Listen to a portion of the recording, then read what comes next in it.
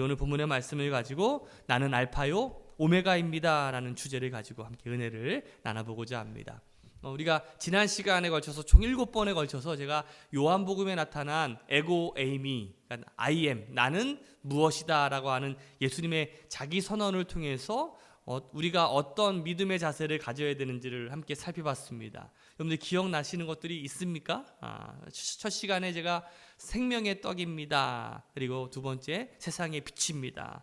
또 세 번째 나는 영원한 자입니다. 네 번째 나는 구원의 문이요 목자입니다. 다섯 번째 나는 부활이요 생명입니다. 그리고 여섯 번째 나는 길이요 진리요 생명이다. 그리고 우리가 지난 시간에 살펴봤던 나는 참 포도나무입니다 라는 말씀을 좀 나눴는데, 혹시 여러분들 말씀을 못 들었더라면 여기에 카메라를 갖다 대시면 우리 교회 밴드에 가게 되고 거기에 설교가 나와 있습니다. 그리고 제가 총 7번에 걸쳐서 얘기했던 그 이야기를 간략하게 주보 리마인드 말씀란에 넣어놨습니다. 한번 참조하시면 좋을 것 같아요.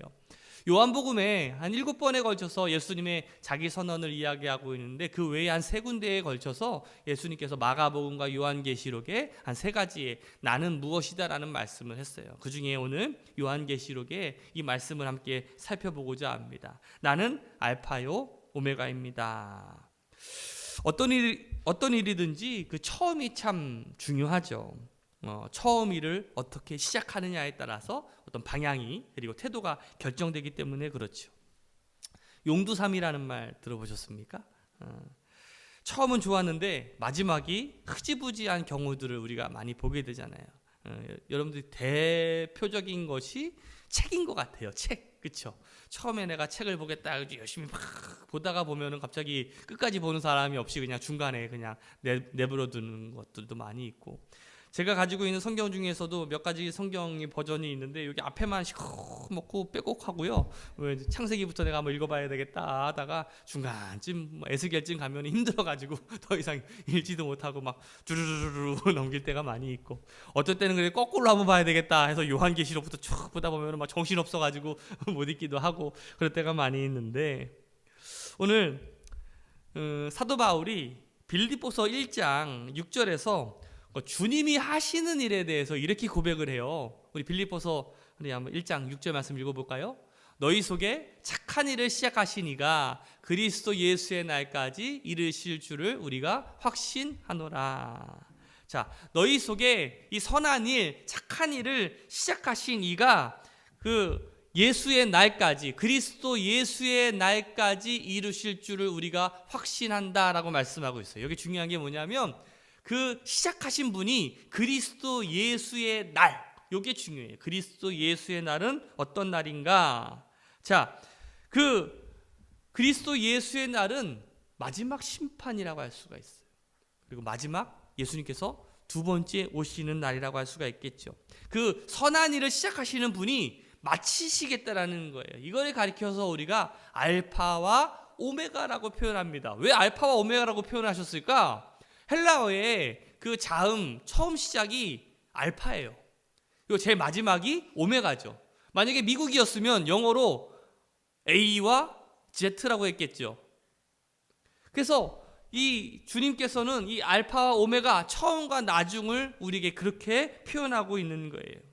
우리는 처음이 되시는 하나님, 그리고 마지막이 되시는 하나님이라고 고백할 때가 있죠. 이것을 우리가 알파와 오메가가 되신 하나님이라고 표현하는데, 그러면 오늘 이 사도 요한이 우리에게 말씀하고 있는 이 알파와 오메가라고 하는 뜻의 구체적인 의미가 무엇일까? 자, 첫 번째는 이것입니다. 역사의 주님이 되신다는 뜻이에요. 알파와 오메가가 되시는 하나님의 구체적인 뜻은 뭐냐면 역사의 주님이 되신다는 뜻이에요. 우리 오늘 본문 말씀의 그 앞절인 7절 말씀을 보면 이런 말씀이 있어요. 볼지어다 구름을 타고 오시리라.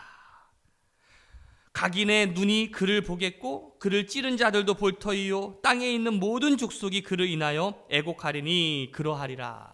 아멘. 무슨 말이냐면 주님께서 다시 이 땅에 오시겠다라는 약속이에요. 우리는 이 날을 완성의 날이라고 부르고, 저는 이 날을 마심이라고 불러요. 마심. 마지막 심판. 요즘에 말 줄이는 게 유행이라서. 성경 기자들은 이 날을 가리켜서 그리스도 예수의 날이라고 표현해요. 결산의 날이라고 부르기도 하고 V데이라고도 불러요. V데이가 뭐예요? 빅토리데이잖아요. 승리의 날이에요. 누가 승리한 날이에요? 주님께서 승리한 날이시죠. 우리가 흔히 D-Day, 수능도 얼마 남지 않았는데 우리 뭐 D-Day 한 25일 정도 남았나요? 그리고 뭐 V데이 이런 말 많이 쓰잖아요. 이것이 원래 여러분들 제가 지난번 설교 때도 한번 말씀드렸지만 세계 2차 대전 때 연합군들이 그 프랑스에 있는 그 노르망디 해안에 이제 상륙하는 작전을 하는 날을 기념해서 D-Day라고 표현했잖아요. 그리고 세계대전의 최후의 승리날을 V-Day라고 표현했어요.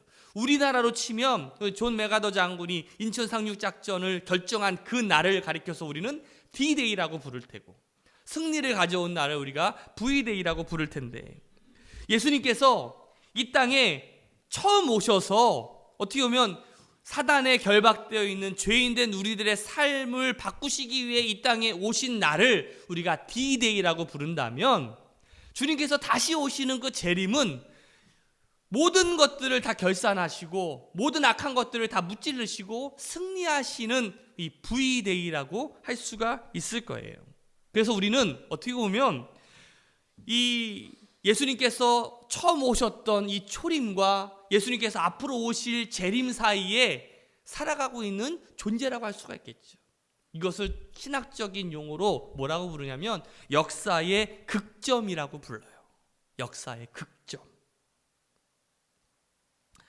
역사를 만드는 가장 중요한 전환점이 되는 사건이라는 뜻이거든요. 하나님의 역사는 그리스도의 초림과 이 재림이라고 하는 이 두 가지 기둥을 통해서 만들어지게 되는 거죠. 바로 재림은 어떻게 보면 완성의 날이고 승리의 날이라고 할 수가 있어요. 그러니까 우리가 기억해야 될 것은 뭐냐면, 초림은 D-Day는 벌써 왔잖아. 그러면 이제 그 V-Day, 그 재림의 날이 다가오고 있다라는 거예요. 옆 사람한테 한번 물어보세요. 주님께서 오신답니다. 언제 오십니까? 물어보세요. 시작. 언제 오실까요? 2019년 12월 31일 날 오실까요? 그날과 그 시는 알 수는 없죠. 그러나 점점 그 역사가 우리의 마지막을 향해 가고 있다라는 것, 종말을 향해 가고 있다라는 것이죠. 오늘 이 요한계시록은 이 종말에 대한 이야기를 하고 있어요. 특별히 주님께서 다시 오실 때 구름 타고 오시겠다라고 약속하고 있는데, 마지막 장, 요한계시록 마지막 장 22장 12절 말씀을 보면 이런 말씀이 있어요. 같이 읽어볼까요? 시작. 보라, 내가 속히 오리니 내가 줄 상이 내게 있어 각 사람에게 그의 일한 대로 갚아주리라. 나는 알파와 오메가요, 처음과 나중이요, 시작과 끝이라. 자, 요한계시록 제일 마지막 장에 이제 성경의 최후의 장을 마감하면서 다시 한번 주님께서는 알파와 오메가이신, 그리고 다시 이 땅에 오실 재림주를 이야기하고 있어요. 역사의 마지막 오메가, 그리고 최후의 완성을 위해서 그분께서 이 땅에 오신다라는 거죠. 그날은 성도들이 상급을 받는 날이에요. 주님께 어떻게 보면 결산을 통해서 상급을 받고 또 하나님께 칭찬 듣는 날인데, 한번 물어봅시다. 옆에 사람한테 자신 있으십니까? 시작.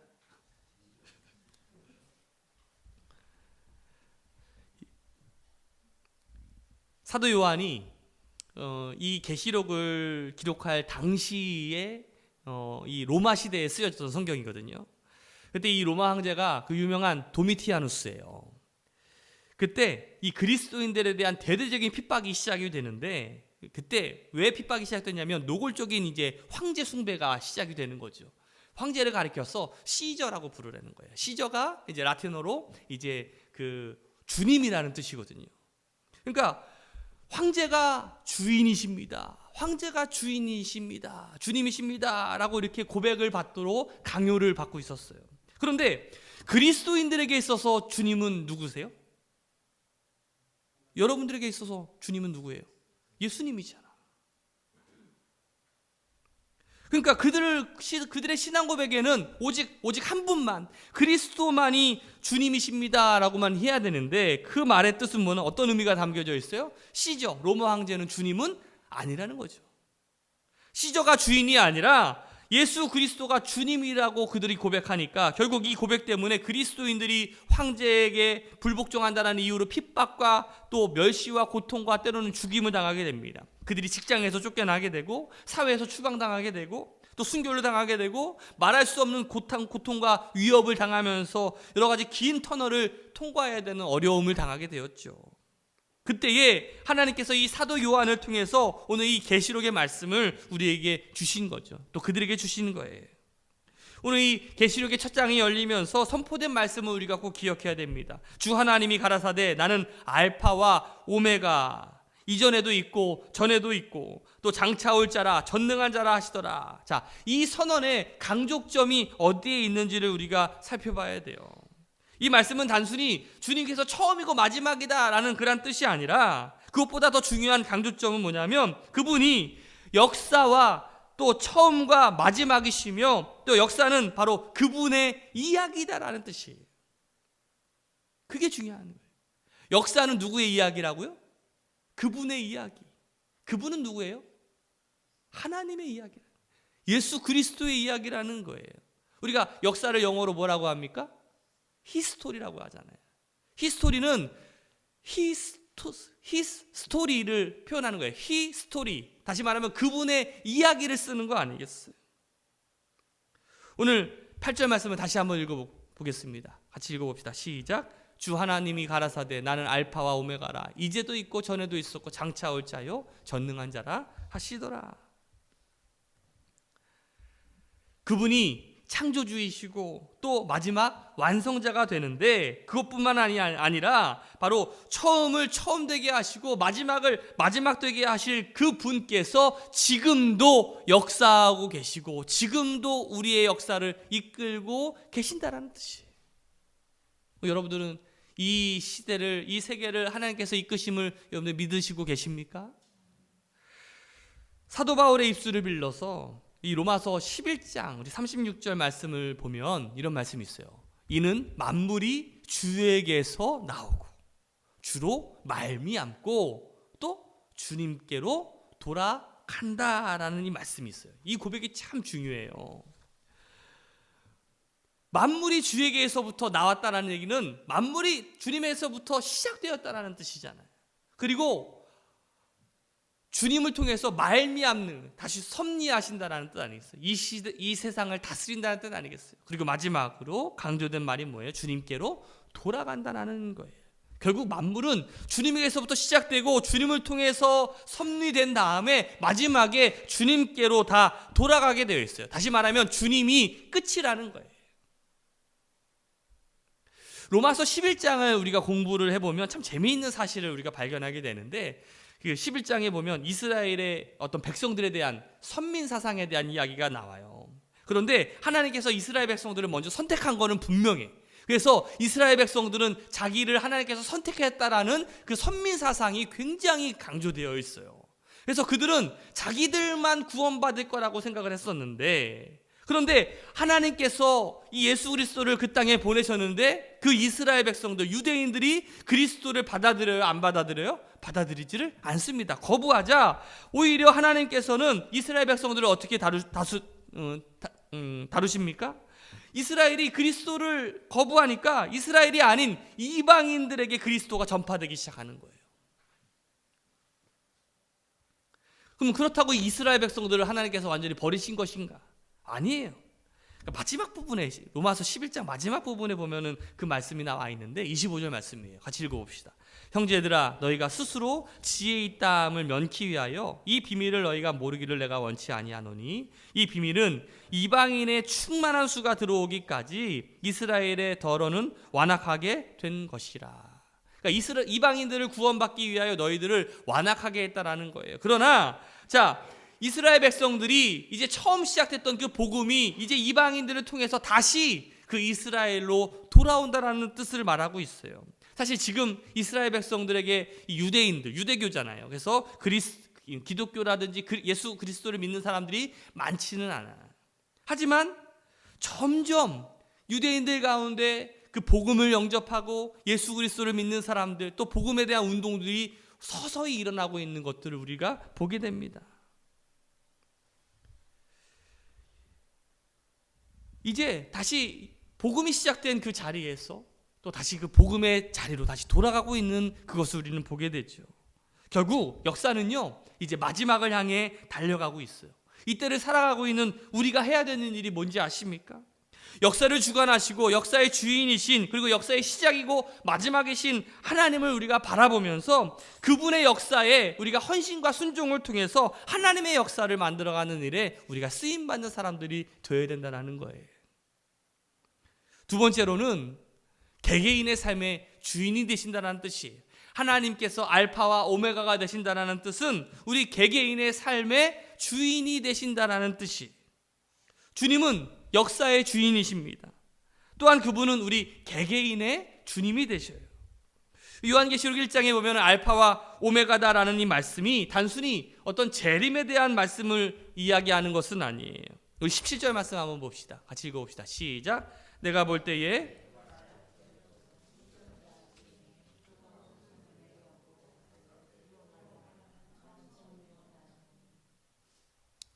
지금 이 말씀은 이 요한계시록의 저자 이 사도 요한에게 주시는 말씀인데, 요한이 주님을 만나는 그 순간, 그 영광스러운 그 자리에 서게 됩니다.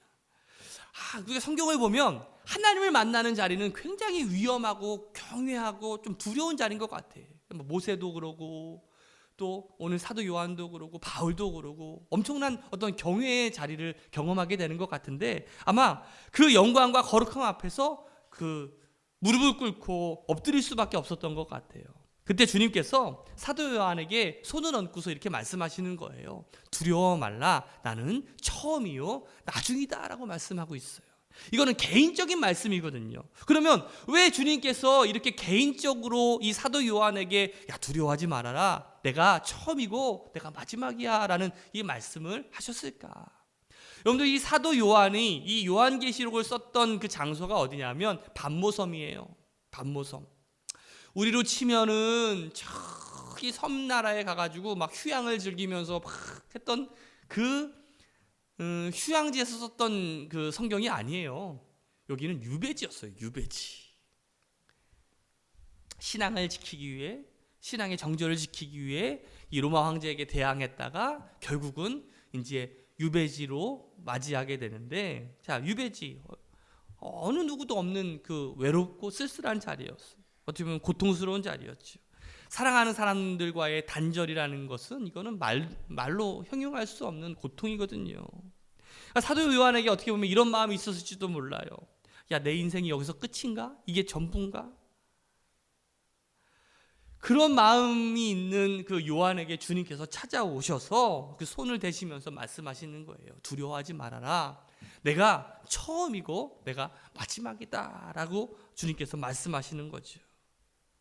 너의 인생의 시작은 나였다. 그리고 너의 인생의 마지막도 나다.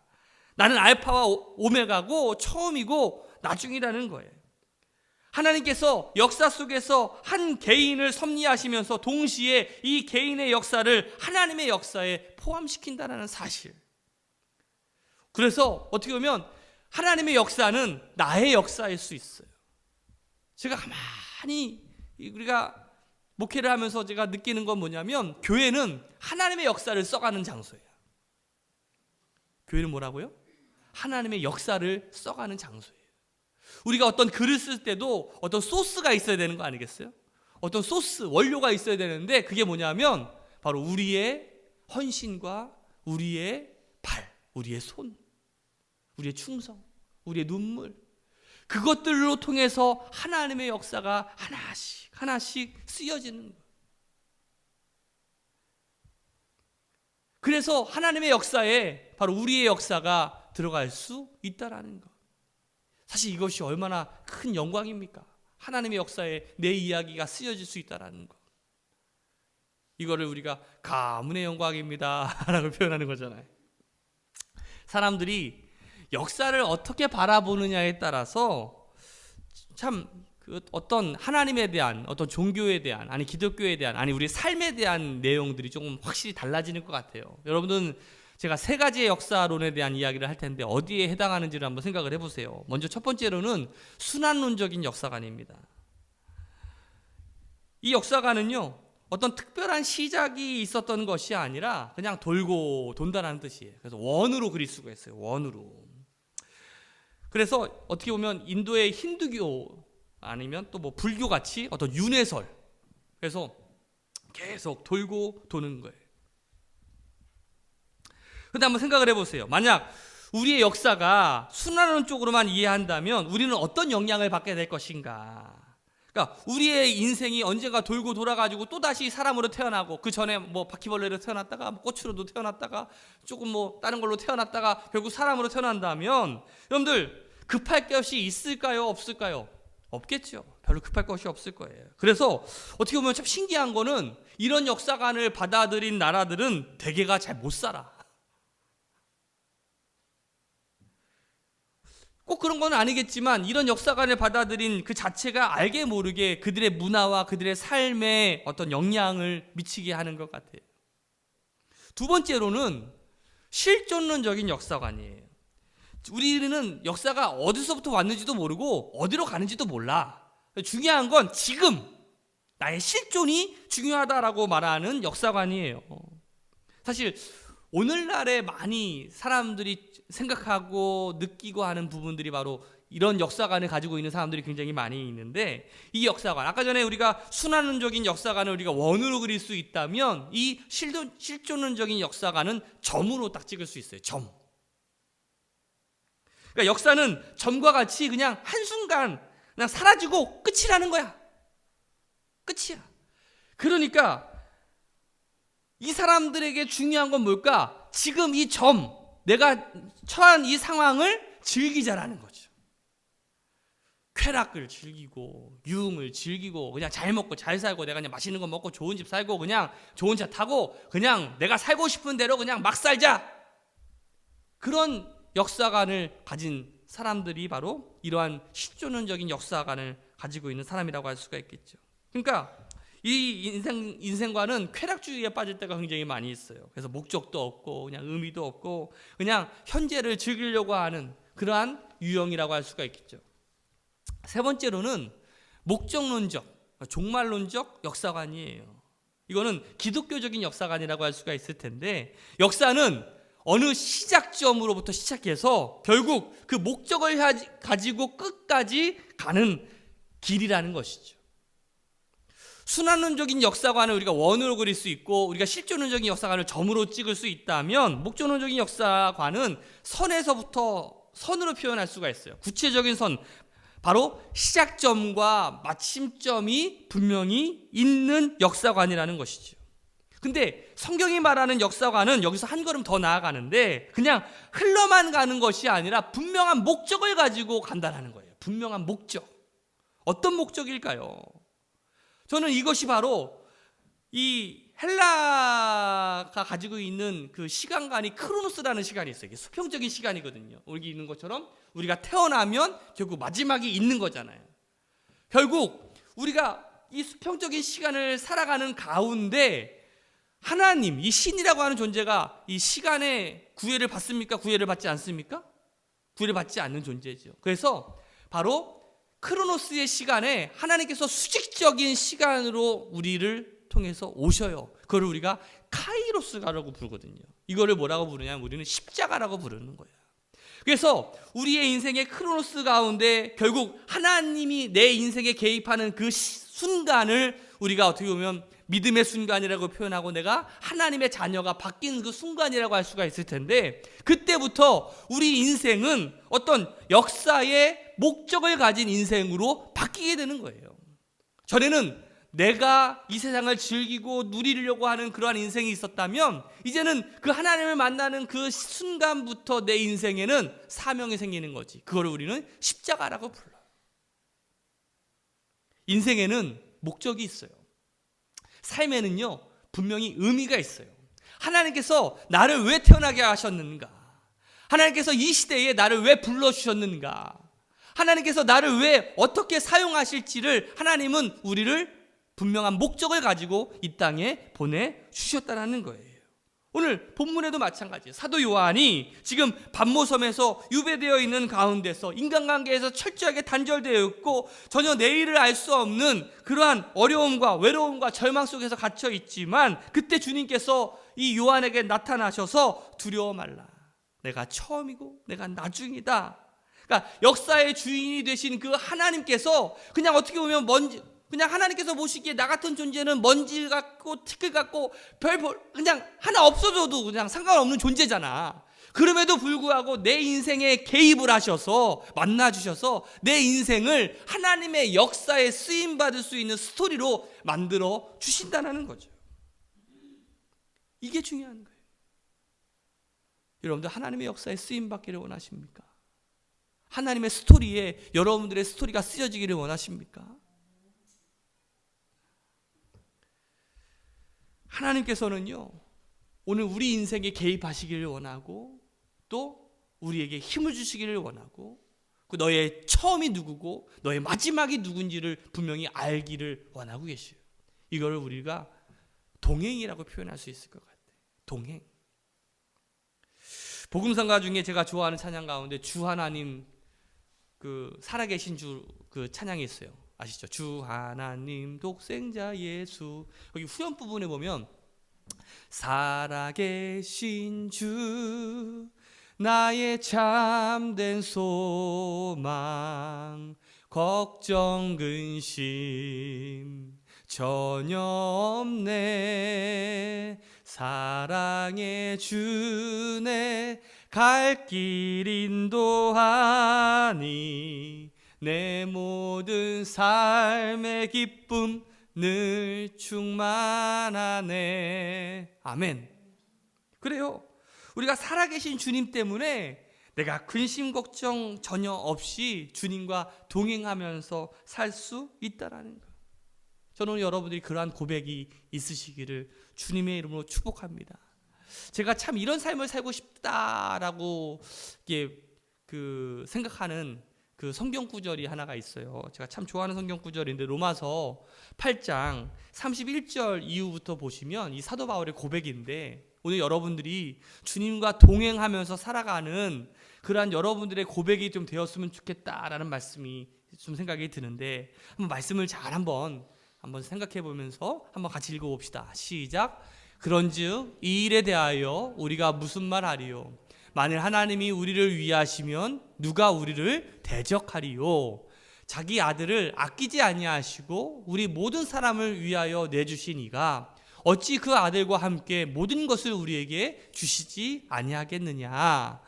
누가 능히 하나님께서 택하신 자들을 고발하리요? 의롭다 하신 이는 하나님이시니. 자, 34절. 누가 정죄하리요? 죽으실 뿐 아니라 다시 살아나신 이는 그리스도 예수시니 그는 하나님 우편에 계신 자요 우리를 위하여 간구하시는 자신이라. 주님은 지금도 우리를 위해서 간구, 기도하고 계셔요. 바로 이 창조자, 구속자, 또 왕이신 주님께서 우리를 위해서 친히 기도하고 있다는 사실. 35절 말씀 읽어볼까요? 누가 우리를 그리스도의 사랑에서 끊으리요? 환난이나 곤고나 박해나 기근이나 적신이나 위험이나 칼이라. 기록된 바 우리가 종일 주를 위하여 죽임을 당하게 되며 도살당할 양같이 여김을 받았나이다 함과 같으니라. 그러나 이 모든 일에 우리를 사랑하시는 이로 말미암아 우리가 넉넉히 이기느니라. 때로는 우리가 고난을 당하고 또 어려움을 당할 수도 있지만 우리를 함께 하시는, 우리를 사랑하시는 이가 우리를 어떻게 해요? 넉넉히 이기게 하신다. 어떻게 이기게 하신다고요? 넉넉히 이기게 하신다는 거예요. 38절 말씀이에요. 내가 확신하노니 사망이나 생명이나 천사들이나 권세자들이나 현재일이나 장래일이나 능력이나 높음이나 깊음이나 다른 어떤 피조물이라도 우리를 우리 주 예수 그리스도 안에 있는 하나님의 사랑에서 끊을 수 있다 없다? 없다. 우리를 하나님의 사랑에서 끊을 어떤 것도 없어요. 그 하나님께서 우리를 하나님의 역사에 동참하기를 원하시고 우리 인생에 들어오셔서 우리의 스토리가 하나님의 이야기가 될 수 있도록 우리를 만들어 주셨어요. 얼마나 감사하고 얼마나 위대한 일입니까? 오늘 여러분들의 어떻게 보면 먼지 같은 인생, 그냥 없어져 버릴 인생, 아무도 기억되지 않은 그 인생이지만 하나님께서는 그 인생을 하나님의 역사에 기억되게 하시고 쓰임받게 하여 주시고 여러분들의 인생과 여러분들의 삶이 보람있고 가치있게 만들어 주셨다는 사실, 오늘 그 하나님께서 우리의 알파와 오메가가 되시는 하나님, 그리고 우리의 처음과 나중을 아시는 그 하나님, 지금도 우리와 함께 하시는 하나님이라는 사실이죠. 오늘 사랑하는 우리 새로운학교 성도 여러분, 오늘 그 알파와 처음과 마지막이 되시는 그 하나님과 우리가 멋지게 한번 신앙생활 한번 해봅시다. 그리고 그분의 역사에 우리의 이야기를 덧붙여서 쓰일 수 있는 아름다운 이야기를 우리가 함께 만들어갈 수 있는 우리 저와 여러분이 되시기를 주님의 이름으로 축복합니다. 기도하겠습니다.